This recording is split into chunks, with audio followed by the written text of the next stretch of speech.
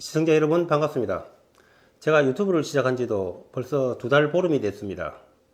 제가 유튜브 초기부터 애국당 실방에 가서 홍보를 많이 했기 때문에 제 구독자분들 중에서는 애국당을 지지하시는 분들이 많으신 걸로 알고 있습니다. 따라서 제가 애국당을 비판을 한다면은 많은 분들로부터 제가 욕을 들을 것이라고 생각을 합니다. 또한 후반부에 가서는 제가 자한당에 쓴소리를 할 것이기 때문에 그쪽으로부터도 욕을 많이 들을 것으로 또한 생각을 합니다. 구독자 한 분 한 분은 제게 매우 소중하십니다.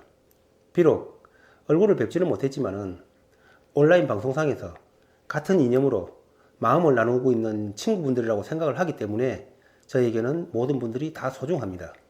그러나 구독자분들이 아무리 소중하다고 하더라도 자유대한민국의 가치를 지키는 일보다 더 중요한 것일 수는 없습니다. 따라서 아무것도 보지 않고 오로지 대한민국만을 본다는 마음으로 자유대한민국만을 위한 발언을 하고자 하오니 시청자 여러분께서는 많은 양해해 주시기 부탁드리겠습니다. 제가 20, 30대인가 아마도 오래전에 공포영화를 한 편 본 적이 있습니다. 13일의 금요일과 같은 그런 종류의 영화였는데요. 주인공이 친구들과 함께 외딴 별장으로 놀러 갔는데 그곳에서 살인마에게 친구들이 한 명 한 명 차례로 살해를 당했습니다. 마지막에 주인공이 가까스로 탈출을 해서 마을의 인근 편의점으로 도망을 갔는데 어찌된 일인지 주인공이 경찰에 체포되는 것이었습니다.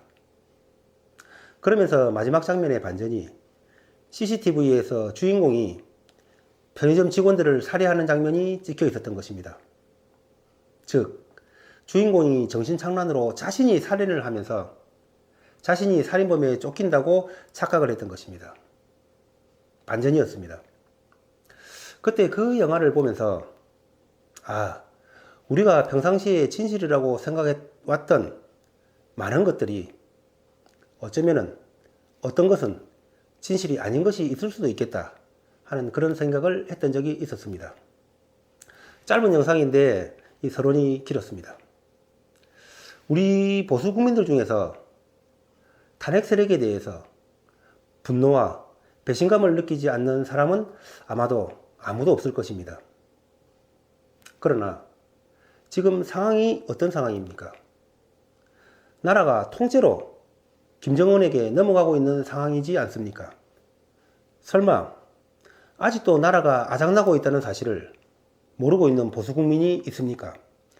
따라서 국난이 닥쳐왔다면 일단 하나로 뭉쳐서 싸워야 되지 않겠습니까?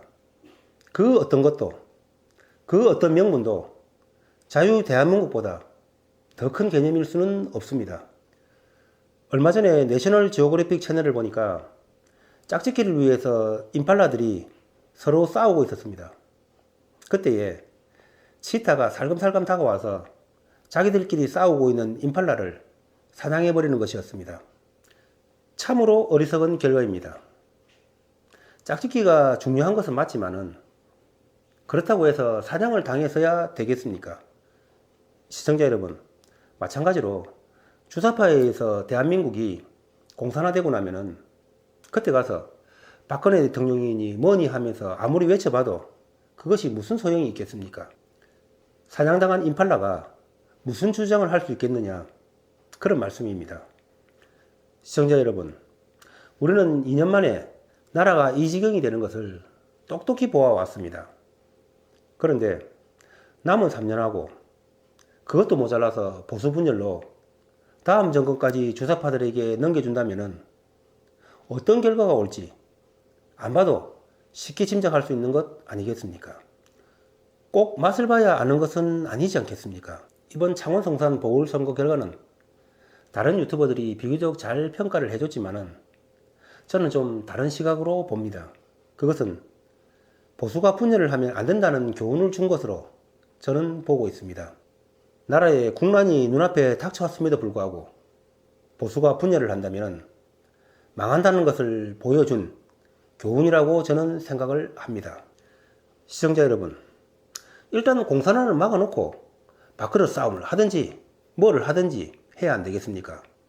사람이 일단 살아 있어야지 복수를 하든 화해를 하든 뭐든 할 것 아니겠습니까? 죽고 나면은 무슨 의미가 있겠습니까? 정말 탄핵 세력들에 대한 분노는 그 무엇으로도 누그러뜨릴 수는 없습니다. 손톱 밑에 가시 든 것만 알고 옆구리에 새 실은 것은 모른다는 말이 있습니다. 제가 사투리를 써서 좀 죄송한데요. 손톱 밑에 가시 든 것만 아프다고 그것만 신경을 쓰다가 옆구리가 썩어서 거기에 구더기가 생긴 것을 모르고 방치한다는 그런 말입니다. 그런 어리석은 일이 벌어져서야 되겠습니까? 칼과 불이 인간에게 매우 유용한 도구이면 틀림이 없지만은 그것이 잘못 사용되어진다면 인간에게 가장 위협적인 도구가 되는 것 또한 사실입니다.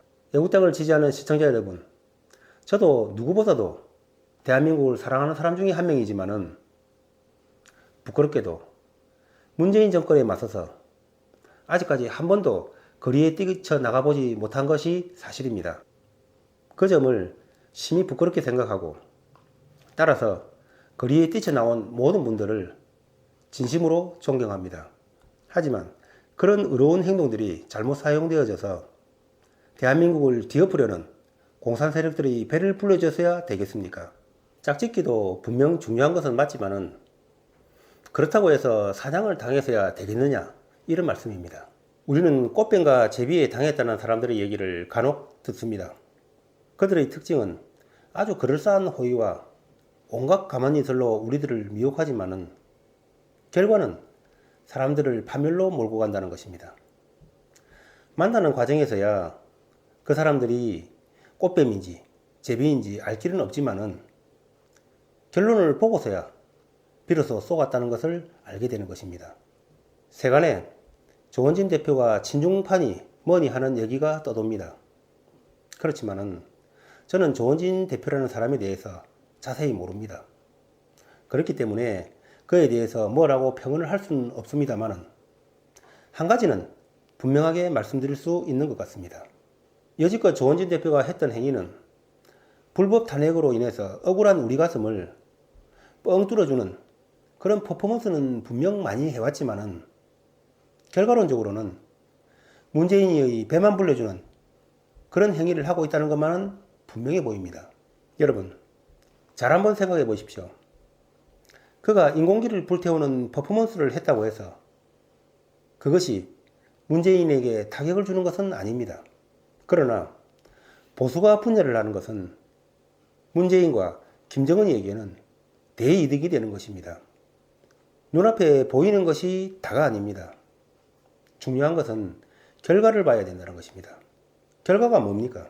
보수는 분열을 하고 애국당 지지자들은 심지어는 더불당보다는 자한당을 더 욕한다는 사실입니다. 그것이 뭘 의미하는 것입니까? 누가 이토록 보수와 보수가 서로 욕하고 싸우도록 만들었습니까? 그것을 보고 박수치고 웃고 있는 얼굴이 문재인과 김정은이라는 사실을 혹시 깜빡 잊고 있는 것은 아닌지 우리 다시 한번 냉철하게 되짚어 볼 때입니다. 혹자는 민중당도 더불당표를 많이 분산시켰는데 애국당표가 분산된 것이 뭐가 그리 큰 문제냐고 말을 할 수 있는 사람이 있을지도 모르겠습니다. 그런데 나는 그 견해에 동의하기는 어렵습니다. 왜냐하면 정당이라는 것은 이념을 같이 하는 사람들의 모임입니다. 민중당은 해산된 통합진보당의 후신으로서 거의 이석기당이라고 보면 됩니다. 따라서 더불당과는 그 출발 이념이 많이 다른 서로 다른 당이지만은 애국당은 자한당의 핵심 보수 세력들을 의도적으로 분리해 놓은 것입니다. 그 점이 다른 것입니다. 만약 자한당과 애국당이 연내로 빨리 통합하지 못하고 그래서 그 결과로 내년 총선에서 진다면은 그것은 5천만 국민에게 대죄를 짓는 일일 뿐만 아니라 후손들에게도 자유대한민국을 어쩌면 물러주지 못하는 크나큰 죄를 짓는 것이라고 저는 단언코 말씀드릴 수 있습니다. 강도가 집안에 쳐들어왔는데 거기에 대처를 해야지 부부가 밉다고 서로 싸움이나 하고 있어서야 되겠습니까? 애국당을 지지하는 시청자 여러분께 비록 미운 점은 많지만은 지금은 자유대한민국을 지키는 일이 더 시급한 일이라는 점을 분명히 말씀드립니다. 창원 성산에서 보는 것처럼 내년 총선에서 박빙 승부가 벌어질 지역이 많을 수도 있기 때문에 드리는 말씀입니다. 그리고 자한당에도 한 말씀 드리겠습니다. 5.18 발언을 한 의원들을 징계하고 황 대표는 당선 직후에 봉하마을로 향했습니다. 통계학자 호텔링이 주장한 중위투표자 이론이라는 것이 있습니다. 이 이론에 따르면 다수결 투표에 있어서는 좌파도 아니고 우파도 아닌 중위투표자가 원하는 선택의 결과가 투표의 결과를 결정한다는 이론입니다. 이 이론에서 발전한 것이 정치학자 다운즈가 주장한 중위권 이론입니다.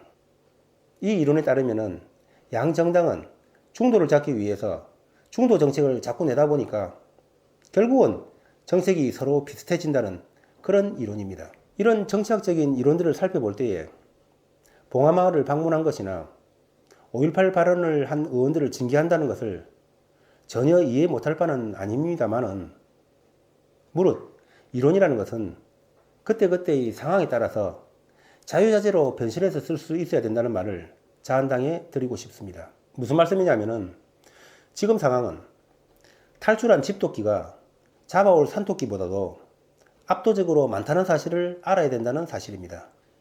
몇 마리의 산토끼를 잡기 위해서 중도 정책을 자꾸 취한다면은 탈출한 집토끼가 결코 돌아오지 않을 수도 있다는 점을 자한당에 분명히 말씀드리고 싶습니다. 게다가 중요한 것은 그러한 정치 이론들은 정상적인 정치가 펼쳐지고 있을 때의 이야기입니다. 지금은 주사파 일당들의 막가파식 사회주의 정책에 보수 및 중도 국민들이 부글부글 끓고 있는 그런 상황입니다.